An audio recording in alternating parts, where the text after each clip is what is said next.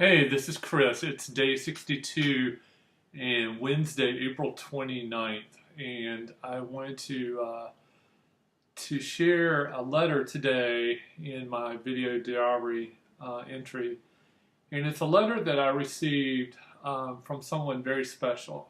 Her name is Maddie Sargent, and she is a student here in Wake County. And she was Girl of the Year last year for the North Carolina Leukemia and Lymphoma Society's Man and Woman of the Year campaign.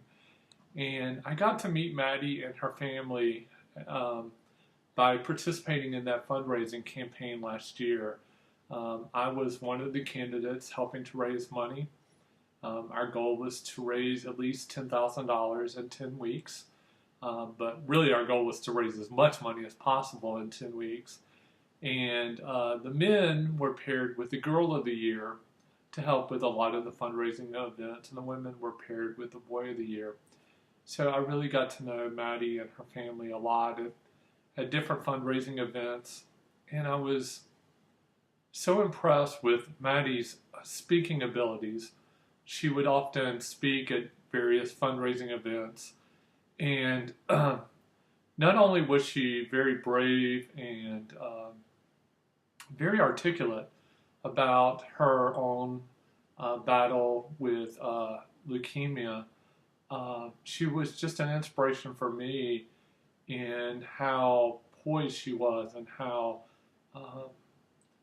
she handled both the leukemia and speaking in front of groups so easily. And I remember one of the things that I thought about last year was what it would be like to hear that you've been diagnosed with cancer. Maddie in her story had shared about feeling pain. She had talked about this pain that wouldn't go away and going to the doctors and finally getting a diagnosis. And I remember thinking, wow, that's got to be hard for an adult to get that kind of news. How in the world does a child, a young person, handle that kind of news? But what I learned from Maddie was, even though I wasn't around then when she was battling it, she seemed to handle it very courageously. And she fought back until her leukemia was in remission. Little did I know last year when I was working on that campaign that a year later I would be diagnosed with cancer myself. And it's a somewhat similar story. I started out in September having some mysterious pains in my left side of my chest. Had some symptoms, doctors couldn't figure out why. Kind of same story as Maddie. Had some symptoms, they couldn't figure out what was going on. And then after a lot of testing and then a biopsy in February is when I was diagnosed with my cancer, which isn't like leukemia or lymphoma. It's mesothelioma, a very different form of cancer. But I'll never forget the day that I got my biopsy results back, and the doctor told me that when he gave me my biopsy results that it was the worst case scenario. It was as worse as it could be, and he explained that I had sarcomatoid mesothelioma, and there was very little that they could do. Couldn't operate on it, could not do radiation, is what they told me at the time. And might could do chemotherapy, but probably wouldn't help. So that day was a big turning point in my life because my first instinct was to panic. And I think about a child getting that news. I would have panicked. As an adult, I wanted to panic. But I got through that day, and by the end of that day, I made my first video. And I think if you go back and watch my day one video, you'll see that I had already kind of calm myself down, and had made up my mind that I was going to fight this cancer. So I was very surprised when I got this letter recently from Maddie, and it was so touching to receive this letter from her, because she wanted to remind me of some of the most important things that a cancer patient needs to know.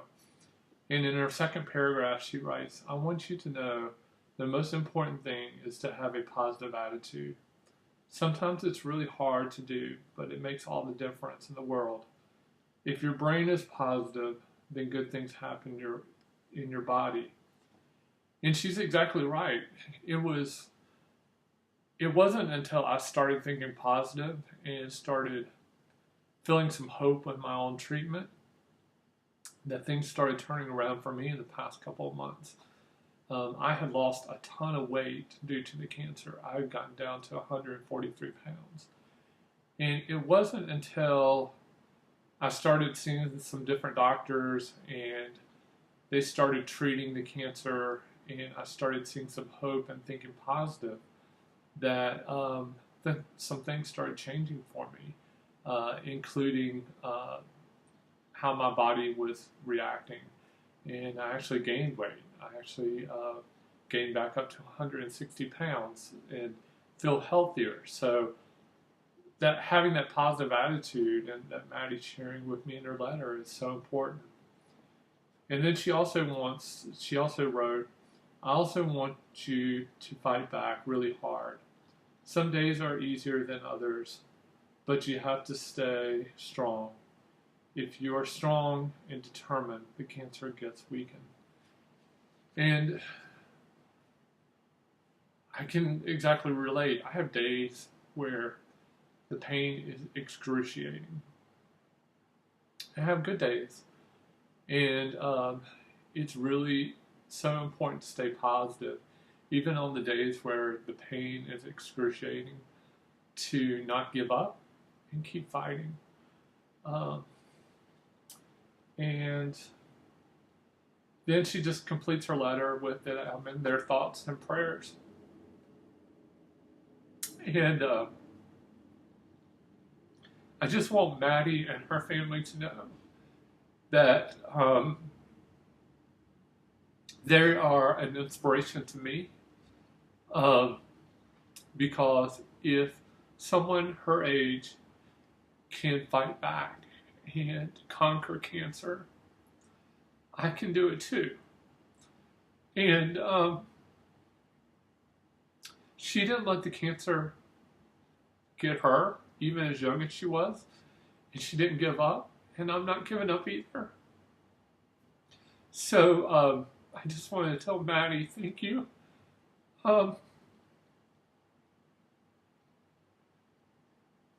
You were an inspiration to me last year doing the fundraising campaign. You're even more of an inspiration to me now fighting cancer. So thank you. And I want to thank her family for all they've done to support the Leukemia and Lymphoma Society, and make sure that Maddie was there and to stand behind her and support her, because she has been an inspiration to so many people, including myself. So thank you, Maddie, and thank you to the Sargent family. You don't know how much her letter meant to me, and I thank you for that. That is it for today's diary entry. I will see you tomorrow. Thanks.